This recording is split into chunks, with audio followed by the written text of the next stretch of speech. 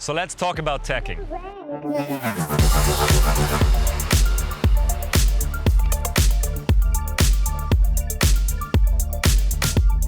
Tacking for me is the hardest racing maneuver you can do on a foil.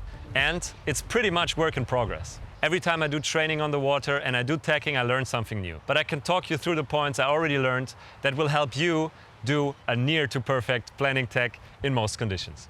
But enough of the excuses, let's get to it.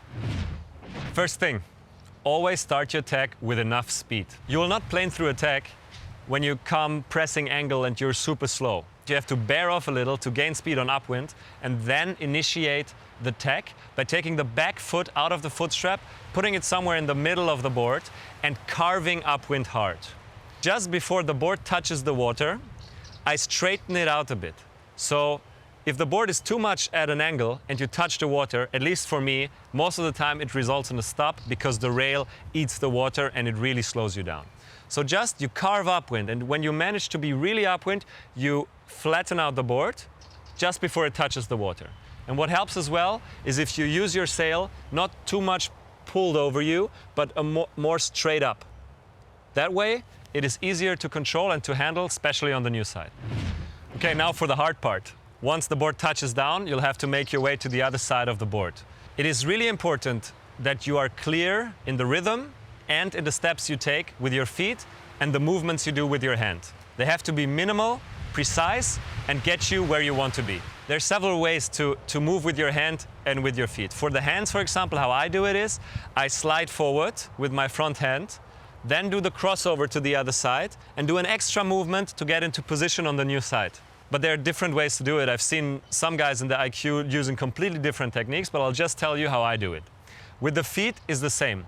There are several ways to do it, but for sure what I know, what's the important thing and what every technique starts with, is you put your front foot out of the foot strap and you place it just in front of your power joint. Then you do the thing with your hands I just explained and you jump on the other side.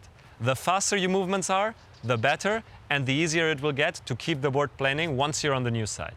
So you put your foot to the power joint, you feel the power joint. You do a cross step onto the other side and use an extra movement to get back and get into the straps as fast as possible. But there's one more thing you have to take care of. You shouldn't use the sail to bear off on the new direction. You should use the board and the momentum in the board to get you to your desired course. That means once you go to the new side, the first step you have to do with your back leg is actually on the other side of the board, meaning the new leeward side of the board. That way, you'll keep your board at an angle, and because it's still going with the momentum, it will bear off and get you to your desired course. Then, be fast to get into your straps, do 1-2 pumps and get the board flying.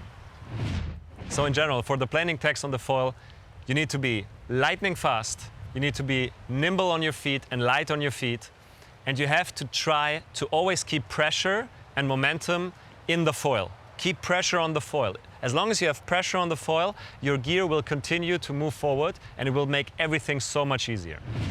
So following these steps, you should be able to do a planing tack in most of the conditions. If the waves get too big, it becomes harder and harder to do planing tacks and you need to be faster and faster. But you have something to learn.